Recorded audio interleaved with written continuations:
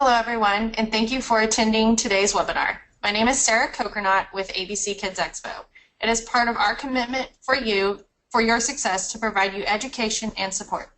ABC is happy to once again partner with Jefferson Davis. Through this partnership, we are able to offer live webinars as well as the Exhibitor Success and ROI Center on our website. Please be sure to visit this page for helpful articles and past webinars. Today's webinar, Inside the Exhibiting Numbers, How to Budget, Manage Costs, Measure and Report Exhibiting Performance and ROI, will be presented by Jefferson Davis. Jefferson has been in the exhibition industry for many years. During that time, he has been a consultant, trainer, speaker, educator, and author, with personally exhibiting at over 200 trade shows. Jefferson has developed practical and workable processes to address critical exhibiting facts. Thank you for tuning in today, and we hope that you find today's webinar useful to your trade show. All right, thank you, Sarah, and again, thank you to everybody for logging in. This webinar today is, as Sarah mentioned, it's part of ABC's commitment to value and knowledge and ultimately results from trade shows. So as Sarah mentioned, you're probably familiar with it, but I would recommend that you share the link, pass that around to everybody on your team. We're building quite a library of content. It'll be the closest thing to the one-day MBA in exhibiting. There's a lot of content up there, so we hope you use it. Those of you that have seen me around the industry, I've been around quite a while. A trade show for me was never a place to just show up, fly the company flag, hand out some tchotchkes, and go home. I was always in a position where I had to make $1, do the work of 10, and I've been on the hunt for bringing structure and process and methodology into how we plan, execute, follow up, and measure from trade shows. And learned a lot over this 30-year experience, and I'm still learning, right, even today. And you are too, so thanks for being here with me. So let's get started here. Make sure you got your workbook, pen, and calculator. We're going to move fast. Okay, so I want you to think about your exhibit program now, and I want you to think about the time, and I want you to think about the money that you're spending on shows, and then I want you to look at the scale up here, and I want you to think about the results. For too many exhibitors, the spend outweighs the results. And so what we want to do is flip the scale. We want to turn that around, okay? So I wanted to ask you a question. I wanted to run my first poll of the afternoon here. How satisfied are you? And by the way, your answers are confidential. I cannot see anybody's individual answer. But how satisfied are you with the results and the ROI you're getting from your trade show program? The poll is live now. Please click one of the 5 options. You're very satisfied. You're satisfied, it's good. It's somewhat, it's okay, right? You're not, this ain't working, I need more. Or I don't really know, right? I'm not really sure how to assess the satisfaction. So I'll give you just a minute. We got 75% of you have polled already. I'll give you just 3 seconds more, over 80%. Thank you very much. I'll give you 1 more second, and I'm going to share the results. Okay, so here we go. Well, we don't have anybody that's in the very satisfied. So we got some work to do here, right? 7% of you are satisfied. For those of you that are satisfied, I want you to go higher. The 27% of you in that somewhat place where it's okay, but I know it can be better. A third of you are just not. It's just not working for you, right? And the other third are, I don't really know, okay? So, what we're working toward here through this entire program is to flip the scale, right, where the results heavily outweigh the spend. And if you've been tuning in to any of the previous webinars that we've been doing up on the Exhibitor Success and ROI Center, you should be seeing improvement. We've got Secrets of the Aisles, which is about staffing. We've got driving qualified booth traffic, which is how to promote to get the right people to the show into your booth. We've got the trade show turnaround, which is the complete methodology on how to turn trade shows around. We've got how to improve the quality of your leads and your sales conversion. And for the new exhibitors, there's a first-time exhibitor web briefing that's up there. So hopefully you're dialing in, looking at those and using, because here's the thing, all right, about trade show results. If the people that attend the ABC Kids Expo, if they buy what you sell, you're in the right show. You're totally in the right show.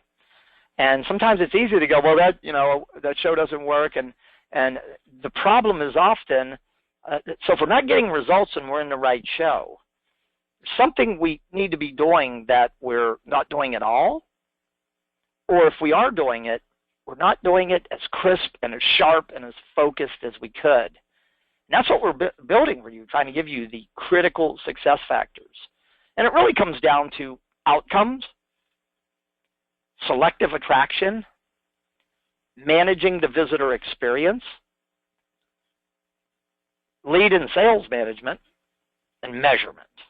And we've covered a lot of these other pieces in the other webinar. So for today, we're going to take a real hard jump into the thing measurement. Because some of you, honestly, probably are getting a significant return on investment, but you don't have any tools or scorecards in place. So you can't really see what's going on. And that's what I want to help you kind of overcome here today. Okay, so here's the thing. If your exhibit program is working, if you're running an effective, optimized exhibit program, there are two very specific outcomes that your program should be delivering for your company. Number one, it's visibly, directly supporting your company's core business objectives. And there are really three main areas: sales, marketing, and customer relationship management. Those are the big three, right? So it should be visibly supporting those. And second, you should be generating and delivering value beyond cost. $1 in, $3 to $5 back, measurably over time. If that's not happening, something's wrong. So this might be a good place to score yourself on a 1 to 5 on these two key outcomes of what an effective exhibiting program should be doing. Okay? Now, so let's talk ROI here. A few quick questions to kind of get your prime the mental pump, if you will. First of all, do you think it's possible to measure ROI? You know, there are people running around out there saying trade shows, there's no way you can measure the ROI. Do you measure?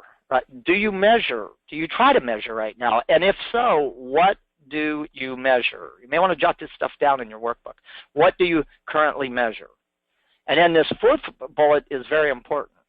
What factor or factors do you feel is most limiting your ability to get ROI from trade shows? And by the way, I'd like to hear from you on that one through the question tool. So if you would go and type, what is limiting my ROI the most is this, or just say, or just give me the words, right? I'd like to hear from some of you through the question chat is what you feel is blocking you or preventing you from getting ROI from trade shows. So go ahead and send me that through the question queue, and I'll come back and look at those in a bit. All right, so let's start off here talking about money, okay? Let's talk money. So the first thing that we should be tracking, okay, is the percentage of our marketing budget that we allocate to exhibiting or event marketing. In North America, the average company allocates 41.3% of their annual marketing budget. 4.1 out of every $10 spent in marketing are spent on trade shows. Where are you at? I think you should be tracking compared to that. Next, the dollar gets carved up into 8 major areas, and you'll see the pie chart on the screen here. You have your exhibit space, and then you have your exhibit itself, the design, purchase, and then you've got transportation, that would be shipping products, transportation, that would also be drayage into and out of the hall. Show services, that would be electrical, carpeting, whatever you're using, right? Show rigging, installation and dismantle, all of that. Travel and entertainment, that comes down to your staff's air, hotel, ground transportation, meals, if you're doing any entertaining at the show, taking clients to dinner, hospitality events, all of that. Advertising and promoting, right? That's another area. Then lead gathering, fulfillment, and exhibit staff training. These are the 8 major expense areas. So I think what we should be doing is tracking how we're spending relative to these numbers. And I don't know if you have a tool, but if you don't, because you logged into this webinar, I'm going to give you one for free. This is part of our client. We normally sell this thing for $99, but I'm going to give it to everybody on this webinar for free. All you got to do is send me an email at jefferson@tradeshowturnaround.com, and I'll send you a really cool exhibiting cost control calculator. This thing has a blank budget. It's got budget actual, and it'll automatically compare your spending and create a chart, a custom chart, similar to the one I just showed you. And it also includes, you'll notice the tab on the bottom, tips for reducing your cost in all those areas. So what else you'll see in there? So the exhibiting budget and cost control tool. So that's jefferson@tradeshowturnaround.com. Okay, so let's talk some budgeting practices here. Okay, so number 1, zero-based budgeting. So as you build your budget for the show, you should look at every single line item on the budget. And you should ask, how does this help me execute and get results from the program? And if you see a line item that doesn't help and you have the ability to cut it, cut it. I'll tell you one area where a lot of companies overspend and they're not really conscious or aware of it, send too many people to the show. Right? I mean, it costs, when you're traveling to a show, air, hotel, meals, ground transportation, you're talking $2,500 a person probably, $2,000, $2,500 per person. And maybe you're sending too many people to the show, right? Maybe instead of sending 6, you could send 4 and still get the same result. So zero-based budgeting is the idea of just looking at where the dollar is going and making sure that it is worth the spend, right? So next, the budgeting rule of thumb is to take your floor space cost and multiply it by 3, at least 3. Okay, so if a single booth space is $2,100, the minimum budget you should be working with is $6,300. Then that budget would be carved up into those categories that we showed you a moment ago. But I'll give you a insider tip here. Floor space times 5. So you've got a little extra money to do the things that the other exhibitors aren't doing. Okay? And, the areas of the 3 areas where you should invest a little more is in number 1 is promoting your participation to drive buyers to your booth. You should definitely be spending more in that area. And the second is in making sure that you can deliver a quality visitor experience. And I'm talking about your booth, and I'm talking about your product presentation, and I'm talking about your staff. And the third area would be in training your staff on how to manage a 3 to 7 minute interaction. Those would be the 3 leverage points where if you invest a little more in those 3 areas, it's going to make a big difference in your overall results. Okay, so remember, go back to your line items and go, is it possible for me to do this at a lower cost and either get the same or higher value? Okay, so you'll see in your workbook here, we've compiled a series of money-saving tips by each area. Show services, promotions, transportation, installation, staffing and travel, the exhibit, the graphics. And so there's some really good money-saving tips. And I'd like to hear from some of you on this webinar right now. I bet you've done some pretty cool things over the years. You've found ways to save a little bit of money, and I'd love to hear from a few of you on the webinar today your best money-saving secret, something that you've done, that has helped you save money. One time I asked this, and the guy sent me in. He said, I bring my own cordless vac, right? His cordless vac. I got a tip one time from someone else says, rather than use live flowers that we throw away, we have, the artificial flowers. You can hardly tell that they're not real. So I'd like to hear from some of you as to what you've done to save money. So take a moment, go to your question queue. If you've done something cool that you'd be willing to share, remember, everybody wins when somebody shares, right? I'd love to hear some of your ideas. But we've got a bunch of them here on the screen, and we've also got them, they're in your workbook, and we've got them in your cost control tool if you'll send me that email, jefferson@tradeshowturnaround.com. All right, so let me take a look at the queue and see if we've got any questions or anything going on. Some of the reasons that were blocking us from getting results, somebody said, I don't know what sales are being directly driven from the show. Somebody said that it's the lack of follow-up on leads that's limiting my ROI. Somebody said it's the length of the sales cycle for these mass retailers. They have a really long sales cycle, and that's the factor that's limiting ROI. On the money-saving tips, I've got a few. Somebody said I bring my own carpet. I think that's a great idea because not only can you bring your own carpet, but you can have a really cool plush with your branding on it, right? So that's a great tip. Somebody said get a tech company to sponsor and manage your setup. Here's a good one. Somebody said we rent a VRBO house for the team instead of individual rooms. Right? Somebody says we save money by attending events, networking, and food. Where they're serving food, and it cut down your food costs, and you get great food usually, right? Somebody here's a cute one. Someone says, I buy my furniture online and I return it within 30 days. Okay, so keep those coming as we get on the back end. I'll share some more of those. Okay, so trade show performance. I'm now going to walk you through two types of metrics.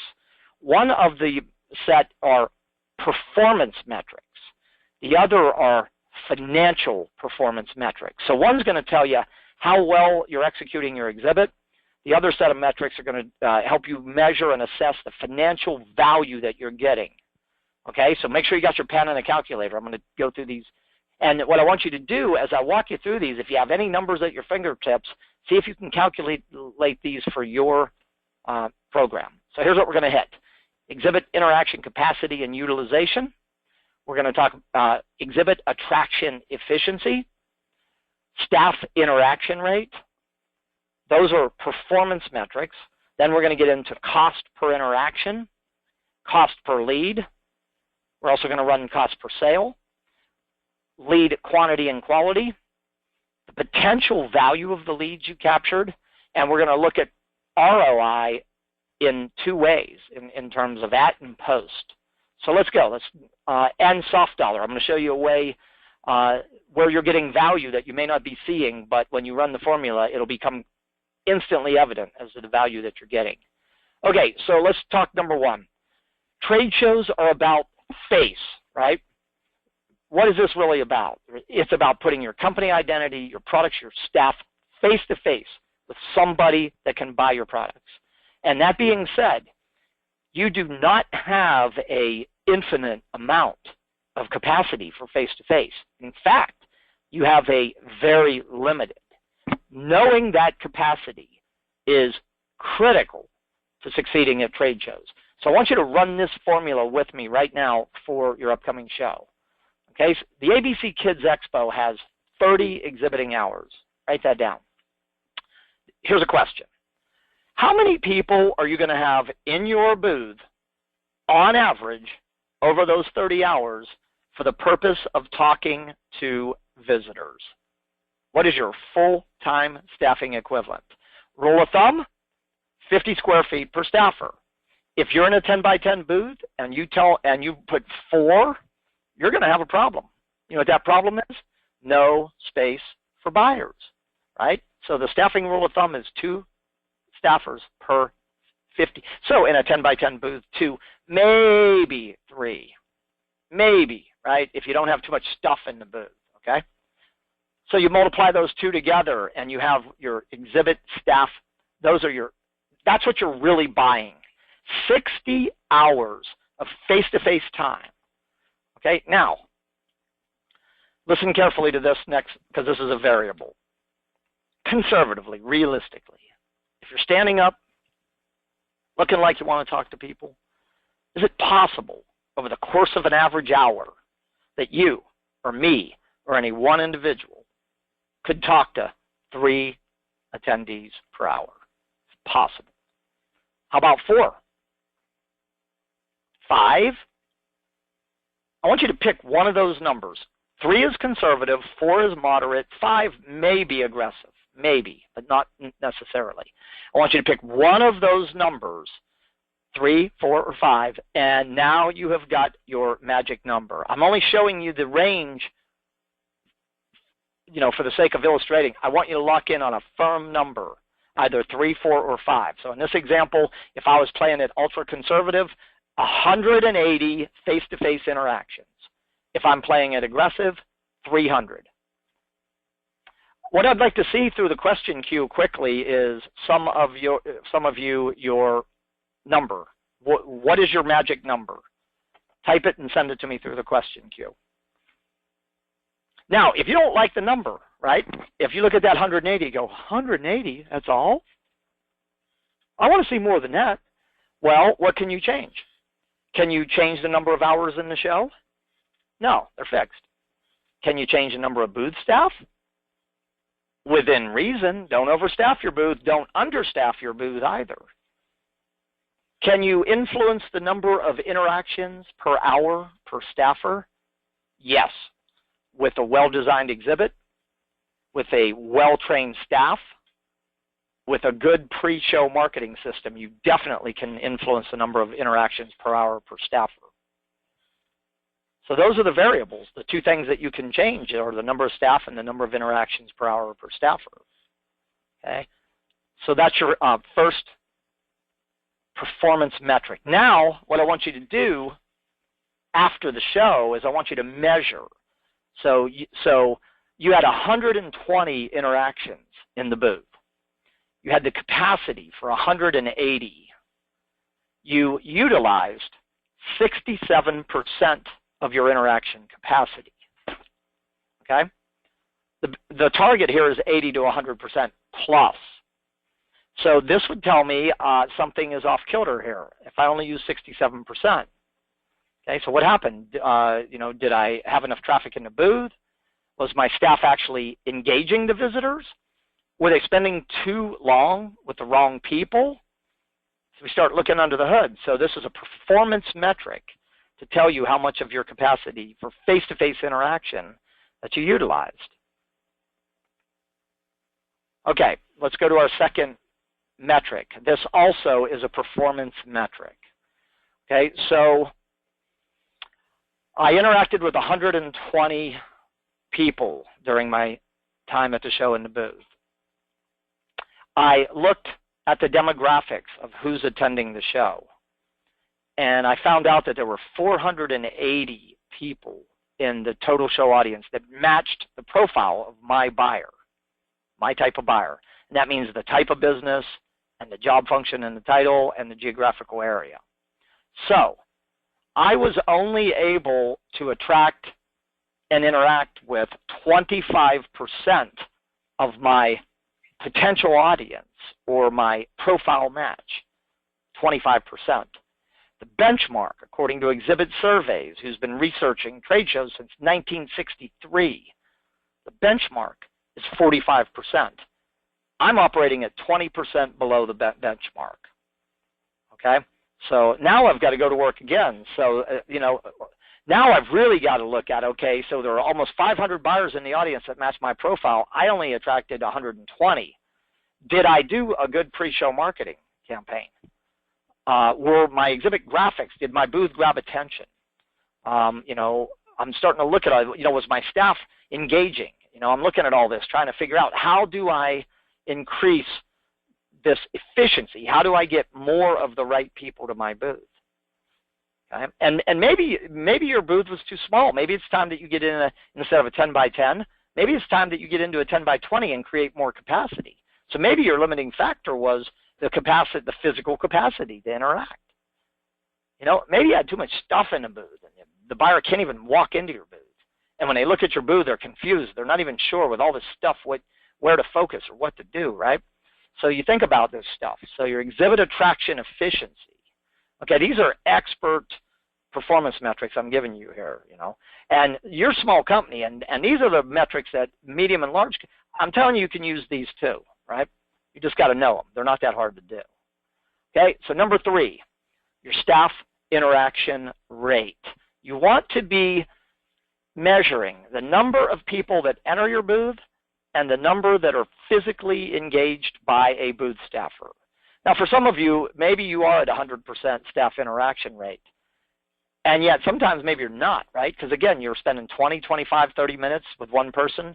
You've only got 2 people in the booth. You have people walking into the booth, looking at your products and leaving unengaged, right? So in this example here, if 150 people entered our booth and we talked to 125 of them, then we had a staff interaction rate of 83%. Where do I want that number to be ultimately? 100%. I don't want anybody coming in my booth and leaving unengaged, right? That cost me. I paid for that, right? Okay, let's move to money here. Financial performance metrics. This is a number that every single exhibitor should be running at every single show you do. See, because what you're really buying at a trade show is face. And there's a very definite cost for getting face-to-face interaction at a show and out in the field. And I think you should be tracking this to have some frame, you know, some way to assess the value that you're getting. So here's the formula. Let's say your total show investment, let's say you're playing the 5 time, right? So $2,100 for space and you're at the 5. So you invested $10,000 in the show. And let's say that you had 125 interactions during the course of the show. Now, most of you will look at that $10,000 and go, man, that's a lot of money, right? Well, if that's all you see is the spend, then yeah, it is a lot of money, right? But if you're clear that what you're really buying is face, now you can bring some science to this. And look at this. So your cost per your cost to put your company identity, your products, your staff, face-to-face with a potential buyer, $80. Now here's a question. Is that cheap? Is that high? Is that low? Is it good? Is it bad? Well, depends on what you compare it to, right? I can tell you this. The average cost, the last research I could find on the average cost of a field sales call, putting a body in front of a body out in the field, $596. Are you seeing what I'm seeing? I'm generating face-to-face interactions in my booth at $80 an interaction. The cost for me to do that out in the field, $596 average. Now yours may be higher, yours may be lower than that. So I wouldn't get so caught up in the exact, that $596, but this much I know for sure. Trade shows are cutting the cost of getting in front of a buyer. And most people never see that. Now, how else could you use this metric? Let's say that you're doing 10 shows over the course of the year, and you're running a consistent set of metrics. Now you can look at these shows. You can go ABC Kids Expo, cost per interaction, $80. Some other show, cost per interaction, $240. Now you're starting to having an analytical tool to start comparing the relative value of where your dollar is going. Cost per interaction, critical. Hardly anybody measures. It's easy to measure. Everybody should be measuring it. Number 5, cost per lead. Now, you know, the good thing, ABC Kids Expo, there's a lot of orders being written on the show floor, but not everybody's going to order, right? You know, these big chain stores, they're going to walk in out of the blue and slap a $50,000 purchase order on you. I don't know, maybe, right? But I tell you this, whatever sales you get, listen carefully to this, whatever sales you get at the show are the low-hanging fruit. What you can get over time with a good lead qualification, capture, and follow-up process is kind of like an iceberg, right? You know, the tip of the iceberg, that mass that you see, and it looks big, right, sticking out of the water, but you should see what's under the water. That's how I think about leads, right? So we got to be running cost per lead. So back to our example, $10,000 investment, 50 leads. What is my cost per lead? $200. So here's a question. Is it high? Is it low? Is it good? Is it bad? It depends on what you're comparing it to. So what is the average cost of a trade show lead in North America? $283. And that is Exhibit Surveys Research 2013. That's a benchmark. So if I'm bringing in my leads for 200, I'm beating the average. Now, I tell you, there's another number I think you should be comparing this to. I think you should be comparing it to other lead generation media that you do. If you do direct mail, or if you do print advertising, or wherever else you're generating leads. I also think, here's a big one, listen carefully, I think you should be comparing this to your average sale amount, or the 1 year, or the lifetime value of a customer. Okay? So let's use an example here. So let's say that your average opening order is $1,000. And your cost per lead is $200. 20% of the revenue from your opening order will be consumed by your cost per lead. So I'm going to try to figure out how to improve that. Okay, so cost per lead. Very important that you measure this number. Number 6, your cost per sales order. Many of you write orders at the show, so it's a similar formula. Take your total show investment, divide it by the number of orders that you wrote, and now you have got your cost per sales order. Again, you want to think longer term here. Most of you are selling products for resale, and therefore you've got either a 1 year, a 3 year, or maybe a lifetime value of a customer. So as I look at my cost per sales order, if it costs me $500 to generate that order at the show, now I'm going to compare that to the 1 year value or the lifetime value of the customer. So if a customer is worth $5,000 to me in repeat orders over the course of a year, then 10% of my revenue will be devoured by, my cost per sale at the show. Okay, now let's go to a performance metric here. You should be setting sales goals and lead goals. Remember the formula that I showed you before, exhibit interaction capacity? I can tell you how to set lead and sales goals from that. Here's how you do it. A percentage of your interactions will convert to lead. You should start with 1 out of 4. So if you had a exhibit interaction capacity of 180, right, 180 times 0.25, I would set a lead goal of 45 qualified leads by closing time. Next, if you write orders at the show, I would look at your history, and then I would target what percentage of my interactions convert to a order at the show. So let's say it's 1 out of 10. So if you had an exhibit interaction capacity of 180 times 0.1, then my at-show order goal is 18. Now, if you design packages or bundles, and I suggest that you have 3 levels of a bundle for buyers. You have the A, the B, and the C package. And it's interesting, when you give people a choice of 3 options, 80% will fall in the middle, 10% will fall in the bottom, 10% will fall in the high. So if you learn how to create these bundles or packages, show specials, right? Order here and get this, and make your middle package the most lucrative, you'll see a lot of action there. But remember, just because they don't order in your booth right now doesn't mean they won't order next week or next month or next quarter or next season. So we got to set lead goals. How do we set a lead goal? We take our exhibit interaction capacity and we multiply it by 0.25, 1 out of 4. Okay? Now, so I had a goal of 50 leads. I captured 25. I achieved 50% of my lead goal. You know what? I need to look under the hood here. I should be higher than that. But I also have a qualification system so I can grade my leads. 45% of them were A, hot, super qualified. 40% were B, the right type. They're interested, they're warm, they're not hot, they're warm.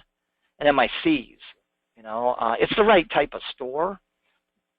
They weren't jumping out of their shoes with excitement about my products, but there was interest, so I'll put them as a C.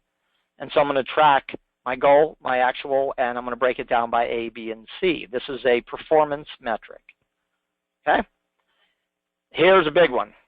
Now, some of you may be principals or manufacturers who capture leads and you don't sell direct. And you give these leads to independent reps or dealers or distributors or however you're set up. And it's hard for you to track the ultimate sale from the lead. Maybe they don't report back to you, right? So this is a great metric for you to run. The potential value of your leads. So let's say I captured 25 leads and my average sale amount is $5,000. Look at this. I've created $125,000 of potential revenue for my company. Potential. I have to follow through and convert. But now when I get out of the show, look at this. I invested $10,000 in the show. I got a 12.5 to 1 soft dollar return on investment. And I'll explain soft dollar in a moment here. Potential value of leads. Incredible metric. Incredible way to assess the value you're getting from shows. Now, let's get into ROI, where the rubber meets the road. There's 3 levels of ROI you should be working toward. If you're not at 1-to-1, a dollar in, a dollar back, that's got to be your first target. You got to get to 1-to-1. If you invested $10,000 in the show at some point in time, whether it's at closing time or within 90 days after the show, you got your $10,000 back. But that's not very exciting, right? A dollar in, a dollar back. But it's better than losing a dollar, yeah? The next level, 3 to 5. As soon as you get to 1, the next set, the target is 3 to 5. If I invested $10,000 in the show, I'm looking to $30,000 to $50,000 at some point in time. And as soon as I hit the 3 to 5 level, now I'm going to as high as I can go. I'm going to keep pressing to get the. I have some clients that get a 20, a 25, a 30 to 1 payback on their trade show programs because they're running it by the numbers. What gets measured not only gets done, but gets improved, okay? So let's talk the 2 types of ROI. Hard dollar ROI is pretty easy to assess, right? It's sales. It's checks in the bank. It's typically going to come from at-show and post-show sales. And you could measure that in top-line revenue, which is just the dollar coming in, or you could measure it in gross margin. So depending on how you're structured and who wants to see these numbers, decide which way makes the most sense for you. I'll show you both in a minute. Soft dollar ROI is value you receive that you can quantify or express in a numeric term. It's typically in the form of savings, sometimes in the form of an opportunity. Potential value of leads is a opportunity, right? If you got 25 leads and your average sale is $5,000 and you created $125,000, that's soft dollar ROI. You can't put it in the bank, right? But it is value that you got that you can quantify and express in numeric terms. So let's take a closer look at these. So let's say you're using TopLine ROI. Here's the formula. And it's 90 days after the show, and you did $50,000 of orders at the show, and you did $50,000 after.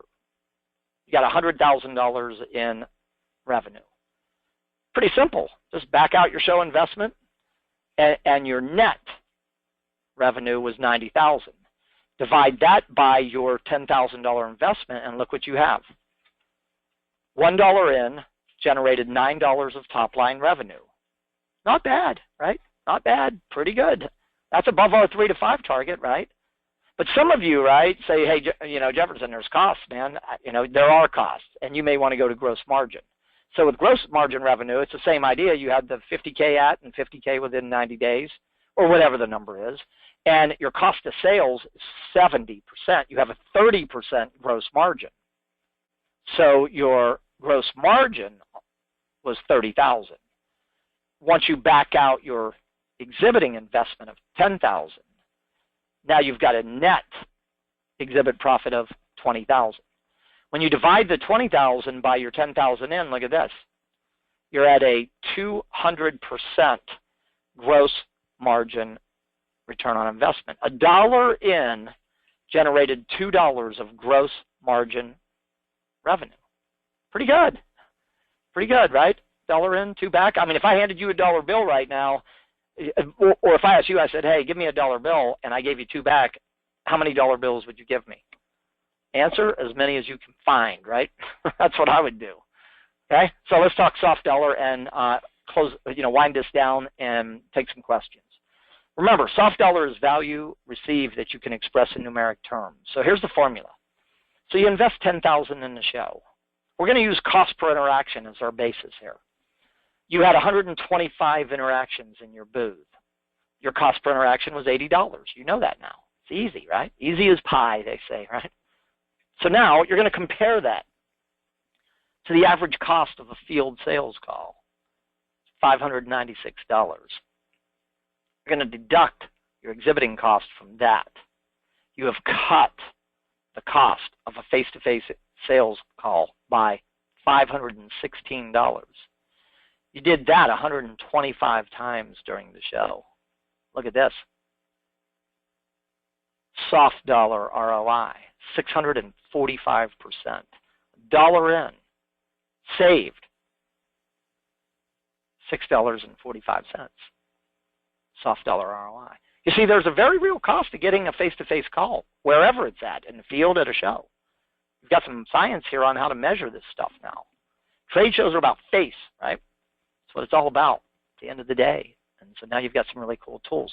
The end game of measurement is to create an exhibiting performance and an ROI report. Here are the sections that you should have. They might only be paragraphs. It's a Word doc with an Excel spreadsheet.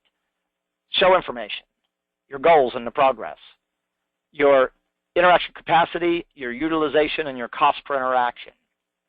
Your leads, your goal, your actual, your cost per, and your potential value of your leads. What did you do pre and at the show to promote your participation? Track it, measure it, report it. PR, you got a new product? Did you do press releases? Did you get some interviews at the show with editors? Did you get some media, online, print, whatever, television, radio? Your exhibit, how did that work? How effective was it? The look, the messaging, the ease to get into, the navigation, all of that.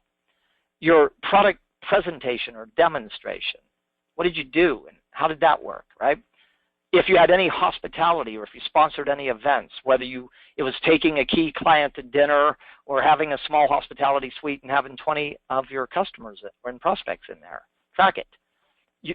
What key customers did you interact with during the show and what VIPs, key opinion leaders, right? People you met, media people. A competitive summary. Who was there? Which of your competitors were there? How big was their booth? What did it look like? What did they have in the booth? Where did you see them marketing or promoting? What were they doing, right?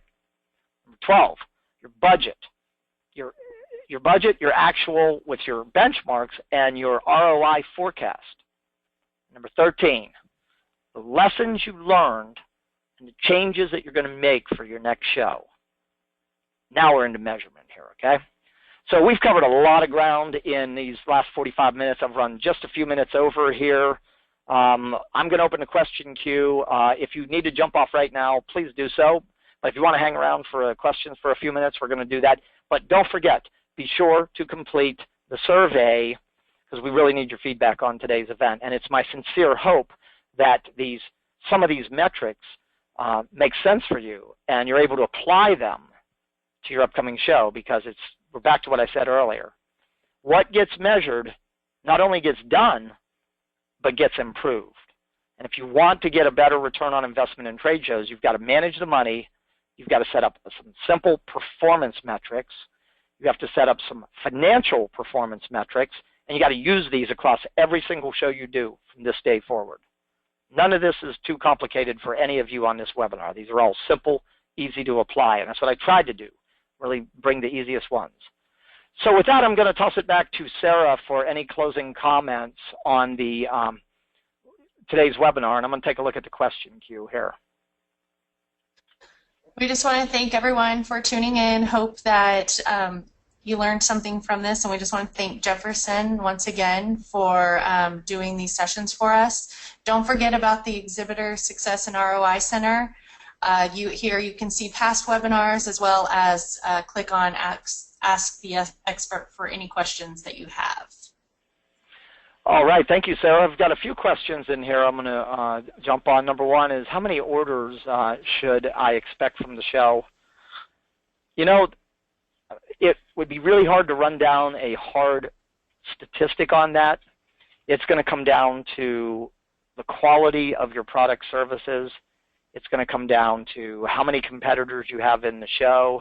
It's going to come down to the fit, how well your product fits the buyer's merchandising mix.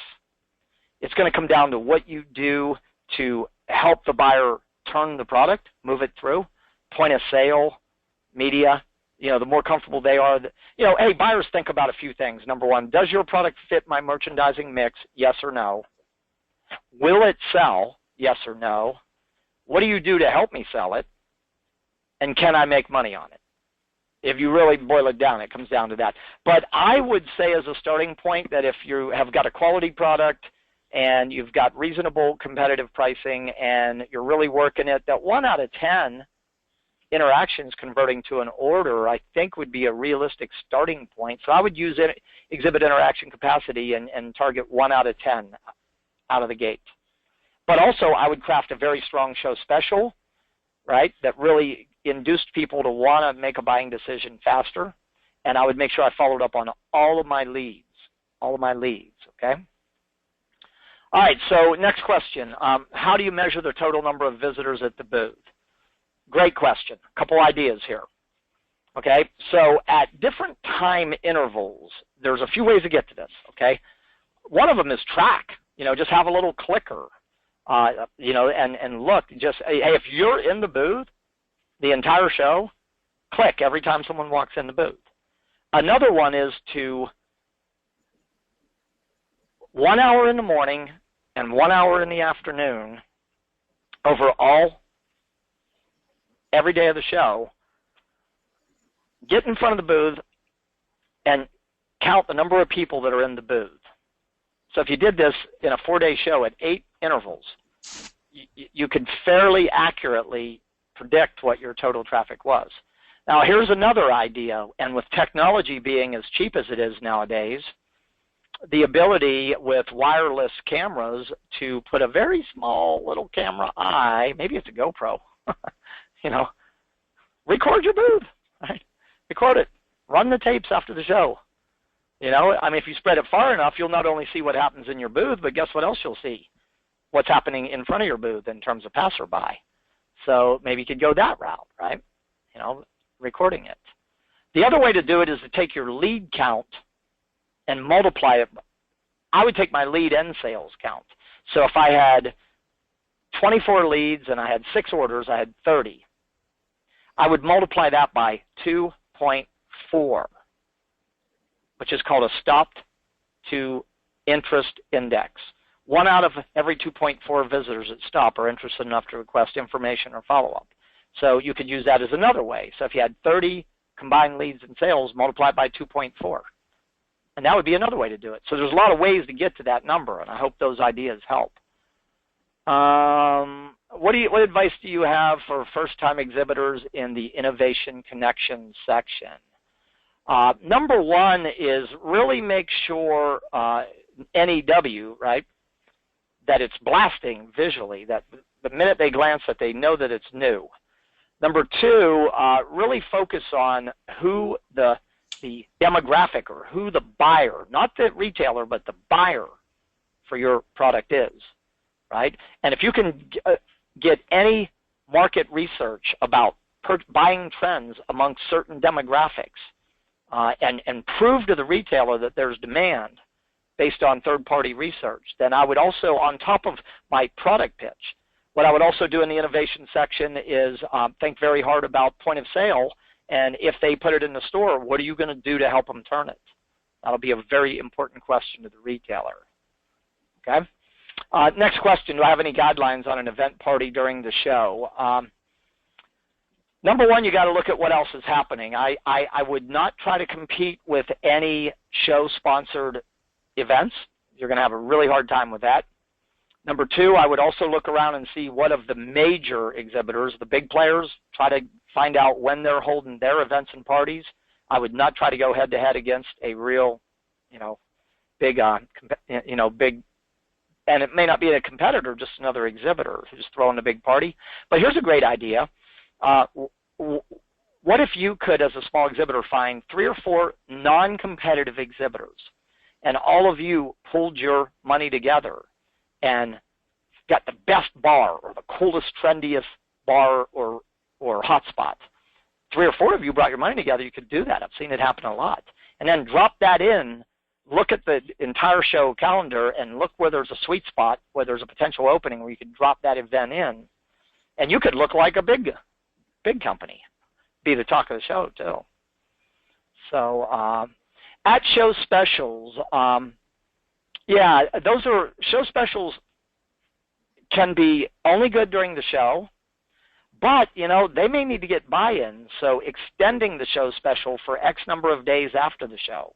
You don't want to let it hang out too long, because then it's not real, right? They'll know it's not real. But if you've got a ad show special, and if you can't really pull the trigger on that, we can extend it for an additional 10 or 14 days. That might be a way to do it. Let me see. Is the pre-show networking party worth attending and sponsoring? Yes. Definitely worth attending. We're only talking about winning from your booth, but you should be at all of the social events around. Don't go have dinner with your own people. Have dinner with customers, right? So be where the buyers are. So yes, attend the networking party. And if your goals are visibility and building your brand in the market space, right, then sponsoring these events is a tremendous idea. Tremendous idea. Okay, so let me see. Should I be using a different formula to compensate for reduced traffic for the limited availability of exhibiting in the Invention Connection Showcase, which is adjacent? Yeah, you probably should.